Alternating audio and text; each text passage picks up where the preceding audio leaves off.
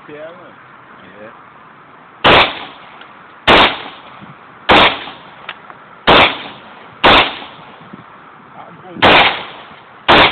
Pompe.